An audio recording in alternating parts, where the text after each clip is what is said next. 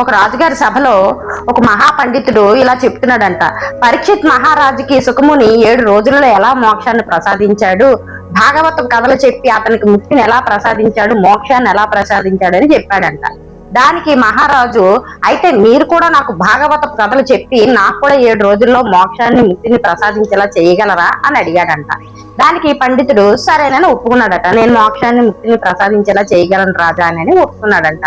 అప్పుడు రాజుగారు అన్నాడంట, 7 రోజులలో నాకు ముక్తి మోక్షం ప్రసాదించకపోతే నేను ఏ శిక్ష వేసినా మీరు దానికి అర్హులు అని చెప్పి అన్నాడంట. దానికి ఈ పండితులు ఒప్పుకున్నారంట. ఒప్పుకున్న తర్వాత ఆయన మొదటి రోజు చెప్పడం ప్రారంభించాడట భాగవత కథలు. అలాగే 2వ రోజు చెప్తున్నాడంట, 3వ రోజు కూడా చెప్తున్నాడు, 4వ రోజు, ఇలా ప్రతిరోజు 5-6 రోజులు చెప్పినా సరే ఈ రాజులో ఎటువంటి మార్పు కలగలేదు. కలగపోయేసరికి పండితుడికి చాలా భయం వేసిందంట. ఇన్ని రోజులు చెప్తున్నా రాలేని మార్పు ఇంకా చివరి రోజులో రాజుగారికి చెప్తే ఇంకేం మార్పు వస్తుంది, భాగవతపు కథలు చెప్తే ఇంకేం వస్తుంది, ఇంకా రేపటికి నేను ఏమైపోతానో, ఈ రాజు నాకు ఏ శిక్ష వేస్తాడని చెప్పి ఇంట్లో కూర్చుని చాలా బాధపడుతున్నాడంట. అది చూసి కుమార్తె, ఈ పండితుడి కుమార్తె దగ్గరికి వచ్చి ఇలా అన్నదంట, నాన్నగారు మీరు బాధపడకండి, మీ సమస్యకి నేను పరిష్కారం చూపిస్తాను, రేపు మీతో పాటు నన్ను కూడా సభలోకి తీసుకుని వెళ్ళండి అని చెప్పి అని అన్నదంట. దానికి ఈ తండ్రి సరే అని అన్నాడంట. అయితే రాజుగారికి కబురు పంపాడట, నాతో పాటు రేపు నా కూతురు కూడా సభలోకి వస్తుంది, మనం అనుకున్న సమస్యకి తను పరిష్కారం చూపిస్తుంది అని చెప్పి అన్నాడంట. పంపించాడంట, కబురు పంపాడట.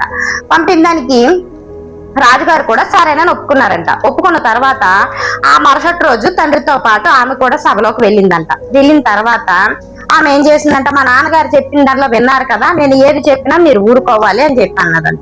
సరేని అన్నారట రాజుగారు. అప్పుడు ఏం చేసిందంట, ఆ భటులు పిలిచి రాజుగారిని ఒక స్తంభాన్ని తాళ్ళతో కట్టేమని చెప్పిందంట. ఆ మాట విని భటులు ఆశ్చర్యపోయారంట. ఎందుకంటే రాజుగారిని స్తంభాన్ని కట్టలేరు కదా, వాళ్ళు ఆశ్చర్యపోతుంటే అప్పుడు ఈమె ఏం చేసిందంట, ఈ అమ్మాయి తాళ్ళు తీసుకొచ్చి రాజుగారిని ఆమె స్తంభానికి వేసి కట్టేసిందట గట్టిగా.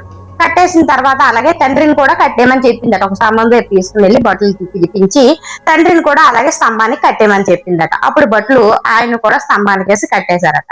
కట్టేసిన తర్వాత అప్పుడు రాజుగారి దగ్గరకు వచ్చి అమ్మాయి ఇలా అడిగిందట, మీరు వెళ్ళి మా నాన్నగారిని, నేను మీకు కట్లు కట్టేసి ఉంచాను కదా, మీరు వెళ్ళి మా నాన్నగారిని, బందీ అయి ఉన్న మా నాన్నగారిని బంధ విముక్తిని చేయగలరా అని అడిగిందంట. నేనే బందీ అయి ఉన్నాను కదా, నేను వెళ్ళి ఆయన ఎలాగా బంధ విముక్తిని చేయగలను, నేను చేయలేను అన్నారంట. సరే, అక్కడి నుంచి వెళ్ళి తండ్రిని అడిగిందంట, మీరు వెళ్ళి రాజుగారిని బంధ విముక్తిని చేయగలరా అని అడిగిందంట.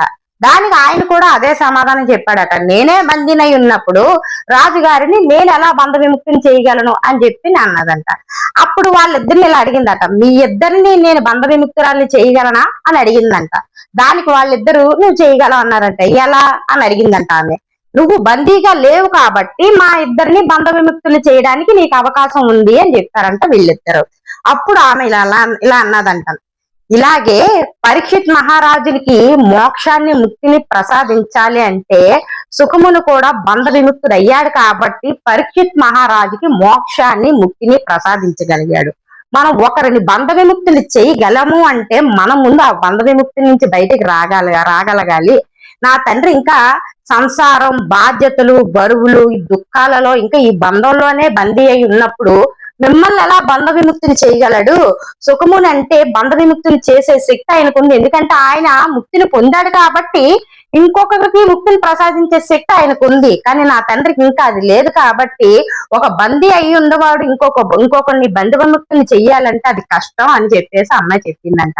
ఆ అమ్మాయి చెప్పినది రాజుగారికి సభలో అందరికీ కూడా నచ్చి నిజమే కదా అని అనుకున్నారంట. నిజమే కదండి, మనం బంధ విముక్తిని చెయ్యాలి అంటే, మనం ఏ పనైనా చెయ్యాలంటే ముందు దానికి మన మీద మనకు అవగాహన ఉండాలి. మనం అవగాహన ఉంటేనే అది ఇంకొకరికి మనం చెప్పగలం, దాన్ని పరోక్షంగా చేసి చూపించగలం. మనకే అవగాహన లేనప్పుడు మనం ఇంకొకరు ఎలా చేసేయగలం? అందుకని అమ్మాయి తండ్రికి తెలిసి వచ్చేలాగా, రాజుగారికి తెలిసి వచ్చేలాగా బంధ విముక్తి గురించి చాలా చక్కగా చెప్పింది. అవునా కాదా ఫ్రెండ్స్? నా కథ నచ్చినట్టయితే లైక్ చేయండి, షేర్ చేయండి, సబ్స్క్రైబ్ చేయండి ఫ్రెండ్స్. అందరూ వీడియోస్ చూస్తున్నారు కానీ ఎవరు లైక్ చేయట్లేదు ఫ్రెండ్స్. ప్లీజ్ లైక్ చేయండి, షేర్ చేయండి, సబ్స్క్రైబ్ చేయండి. సర్వే జన సుఖినో భవంతు.